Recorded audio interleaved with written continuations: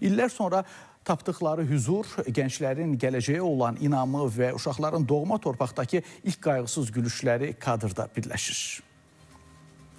Bakı Şəhər İcra Hakimiyyətində ümummilli lider Heydər Əliyevin 103 illiyinə həsr olunan Heydər Əliyev və Azərbaycan tarixi mövzusunda elmi praktik konferans keçirilib. Tədbirdə Bakı Şəhər İcra Hakimiyyətinin başçısı Eldar Əzizov Ulu Öndər Heydər Əliyevin irsindən söz açıb. Daha sonra Azərbaycan tarixinin ən qədim dövrlərindən müasir günümüzədək olan mərhələləri, o cümlədən Ulu Öndər Heydər Əliyev və Prezident İlham Əliyevin ölkə tarixindəki rolunu əks etdirən elmi məqalələrlə çıxışlar dinlənilib. Konferansda gənc tədqiqatçıların məruzələri də dinlənilib. Bu qalib gələn şagirdlərin yazı işləri xüsusi komissiya tərəfindən seçilərək Bakı Şəhər İcra Hakimiyyətinin dəstəyi ilə nəşr olunacaq yeni topluya daxil ediləcəyi də qeyd olunub. Qeyd edək ki, tədbirdə Bakı şəhəri üzrə 315 məktəbdən 3750-dən artıq şagird referatları ilə tədbirdə iştirak ediblər.